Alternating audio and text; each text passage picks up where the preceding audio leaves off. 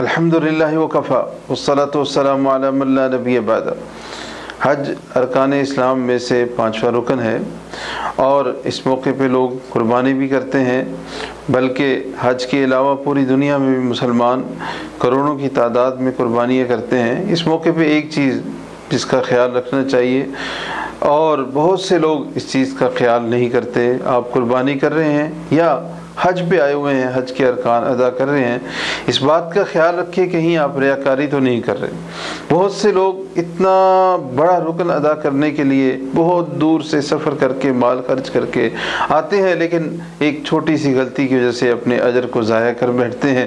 اور وہ غلطی کیا ہوتی ہے کہ لوگوں کو بتانا کہ میں حج پہ آیا ہوں، لوگوں کی داد وصول کرنا، ان سے تعریف لینا، تصویریں بنا بنا کے شیئر کرتے رہنا، اور یہی معاملہ قربانی میں نے اتنے لاکھ کا جانور، اتنے ہزار کا جانور وہ میں نے قربانی کی ہے، تاکہ لوگوں کو پتہ چلے کہ یہ بندہ اتنا پیسہ خرچ کر کے قربانی کر رہا ہے۔ تو اپنے آپ کو اس موقع پہ ریاکاری سے بچائیں، لوگوں کو دکھانے کی بجائے یہ کوشش کریں کہ ہمارا رب ہم سے راضی ہو۔ اور قرآن مجید میں اللہ تعالیٰ نے قربانی کے بارے میں کیا فرمایا کہ لن ینال اللہ لحومها ولا دماؤها، جو قربانی کرتے ہیں اس کا خون یا گوشت اللہ کو نہیں پہنچتا، اللہ کو کیا پہنچتا ہے؟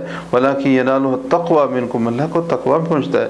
اللہ کو جو پسند آتی ہے چیز، وہ بندے کا تقوی پسند آتا ہے کہ بندے کے دل میں کیا ہے۔ اور یہی معاملہ حج کا بھی ہے، بندے کے وہاں پہ جا کے طواف کرنے یا منا میں جا کے کنکریاں مارنے یا باقی ارکان ادا کرنے اور تھکنے کا اللہ تعالیٰ کو اس سے کوئی فائدہ نہیں ہے۔ اصل مقصد حج کرنے کا بھی یہی ہے کہ بندے کے دل میں کیا بات ہے، اللہ کے ساتھ اس کا تعلق کیسا ہے، اور وہاں پہ کیسے انکساری اور عاجزی کے ساتھ اپنے رب کو راضی کرتا ہے۔ اللہ کو راضی کرنے کے لیے حج کے تمام اعمال ادا کریں، لوگوں کو دکھانے کے لیے نہ کریں۔ وصلی اللہ علی النبی۔